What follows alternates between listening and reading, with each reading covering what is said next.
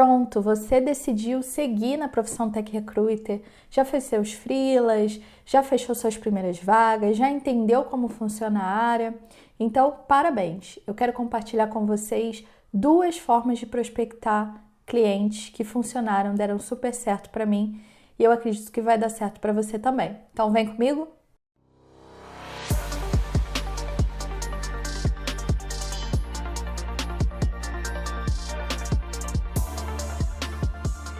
Oi, eu sou a Kézia, Tech Recruiter, apaixonada por tecnologia, por pessoas, por falar mais sobre a área.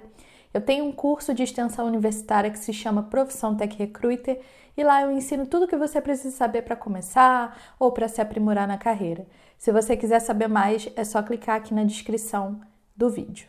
Então vamos lá. Antes de mais nada, eu quero dizer que para prospectar clientes e para trabalhar de fato como uma pessoa PJ ou até como MEI, eu recomendo que você tenha alguma experiência. E o que eu quero dizer com isso? Se você veio do RH tradicional, então tudo bem, você tem experiência com recrutamento e seleção, mas você precisa conhecer pelo menos alguns conceitos básicos da área de tecnologia. Você precisa entender algumas nomenclaturas, você precisa entender a dinâmica e os diferenciais da área. E se você não sabe ainda, eu vou deixar um vídeo aqui para você que é um tour sobre as áreas de tecnologia, então isso vai te ajudar.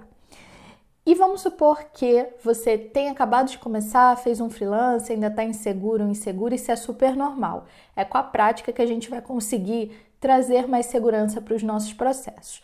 E eu não quero dizer que você não deve, não tem que procurar o seu primeiro cliente, não é isso.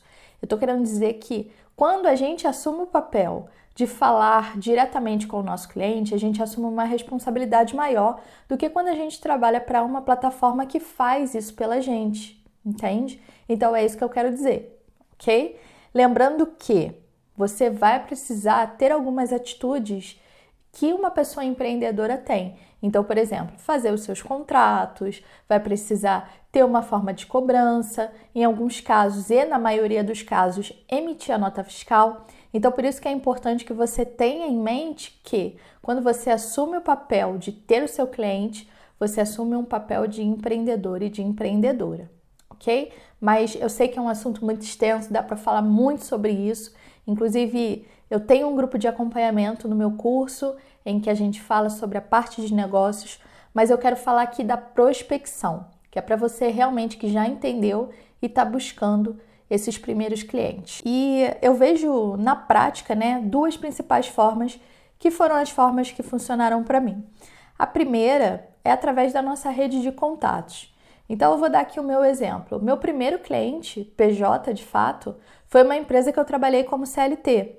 Então lá, quando saí, eu deixei claro para todo mundo, que eu tinha essa vontade, mas depois que eu realmente coloquei em prática, eu falei com as pessoas que eu conhecia, com as pessoas que eram do RH, com alguns gestores, e eu falei, olha, estou fazendo o serviço de recrutamento e seleção para tecnologia, e a partir daí algumas pessoas realmente precisavam de ajuda e aproveitaram esse momento para contratar os meus serviços. Então você pode falar, de repente, com as pessoas do RH que você já trabalhou, pode falar com um gestor antigo seu, pode falar com as pessoas da sua família que de repente trabalham em alguma empresa e pode ser que alguma delas até trabalhe em empresa de tecnologia e talvez, se você se sentir insegura, ou inseguro para começar, você possa começar com algumas vagas mais simples e depois você vai migrando para outras vagas. Então, por exemplo, de repente começar com alguma vaga administrativa da empresa para sentir como é aquele cliente, para sentir como é aquela demanda e depois você vai migrando para as outras vagas de tecnologia.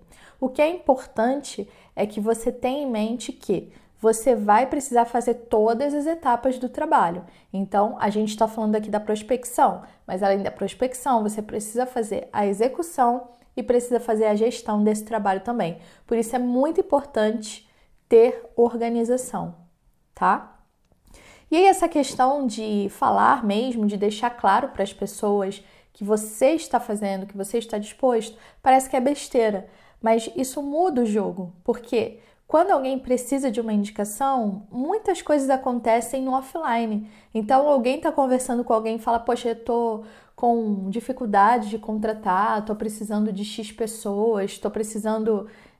tô com dificuldade para achar Java, por exemplo, e alguém fala, fulano que eu conheço trabalha como consultoria, de repente pode rolar. Então, assim, é importante que as pessoas saibam o que você faz, ok? Principalmente no LinkedIn, então você pode botar isso, pode botar que você atua como PJ e que você está em busca dos clientes, não escrever dessa forma, sabe? Mas escrever de uma forma que deixe claro isso e que ao mesmo tempo te deixe aberto aí para outras, possibilidades, tá?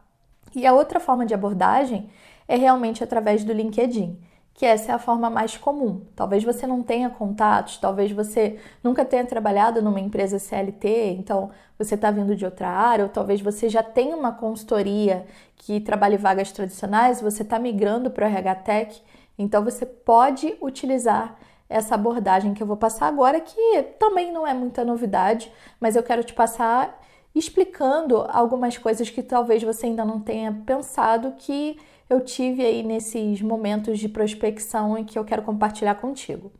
Então, a primeira abordagem, eu acho que deve ser para empresas menores que não têm um RH. Por quê? Essas empresas que estão começando agora, ou talvez até empresas com mais de 30 pessoas, supondo, que não são tão pequenas assim, não tem grana para contratar um RH. Então, primeiro essas empresas focam ali no seu negócio para depois contratar um RH, o que é muito comum, tá? Então, acabam que essas empresas tiram ali o tempo da gestão para a gestão fazer o processo de seleção, o que acaba sendo um custo desnecessário, porque a pessoa deixa de fazer o que ela precisa fazer para fazer o processo de RS. E, gente, não estou dizendo que não faz bem feito, mas na maioria das vezes essa pessoa não vai fazer um processo tão redondo como a gente que já está acostumado faria. Óbvio, gente, que há exceções, tem gestores que fazem um processo excelente, mesmo sem ser diretamente do RH, mas a maioria fica um pouco perdido, até na questão de como dar o feedback, como fazer uma proposta. Então, é disso que a gente pode tirar ali uma forma de venda, sabe, dos nossos serviços. Então, dizer que o tempo e que alguém que poderia estar focado em outras demandas está usando para recrutar, esse é o tempo em que a empresa pode investir nos nossos serviços. E outra forma de prospectar também são empresas já grandes e estruturadas, principalmente consultorias de tecnologia. Geralmente essas consultorias têm uma demanda grande, têm um volume de vagas grande, então pode ser a tua oportunidade ali de ajudar. E é importante a gente entender o seguinte: quando uma empresa procura a gente, procura os nossos serviços de consultoria, geralmente são por dois motivos. Ou porque é uma vaga bem difícil e a empresa não está conseguindo, ou o volume de vagas está muito grande, ou eles não têm pessoas que entendem do recrutamento tech. Então é aí que a gente vai mostrar o nosso conhecimento, tá? Então essas são as duas principais formas de prospecção. E aí, como é que você pode abordar essas pessoas? Eu sugiro que você monte uma mensagem legal. Então, aí é a questão da sua criatividade e é a questão também até da sua maturidade, da sua percepção de cada um dos clientes. Eu recomendo que seja uma mensagem... É claro que você pode ter um padrão, mas que seja uma mensagem individual, em que você consiga ali trazer alguma coisa em especial para aquele cliente, para chamar a atenção dele. É como se a gente estivesse fazendo um processo de hunting, só que é um processo de fato em que a gente vai abordar um cliente, não a pessoa candidata. E aí você pode ali usar a tua criatividade. Ou se você quiser, você pode também já ter uma apresentação, um slide, um PDF, para falar um pouco do seu trabalho, dos seus números, enfim, do seu conhecimento, tá? Agora, que a gente precisa entender também é que não dá para ser chato e insistente. A gente precisa respeitar o espaço do cliente. Até porque quando a gente está recebendo uma mensagem que às vezes a gente não esperava e ficar insistindo ali com a pessoa, a gente pode acabar se tornando uma pessoa inconveniente. Então, não recebeu um retorno? Pergunta novamente. Não recebeu? Aí você espera, deixa para um outro momento e parte para um outro cliente, tá? Mas tenha em mente que sempre existe demanda para empresas que têm trabalho em tecnologia, que têm o foco em tecnologia. Então aí é a tua oportunidade. Mas você precisa levar isso a sério, porque a partir do momento que você se comprometeu com o cliente, ele vai esperar resultado de você.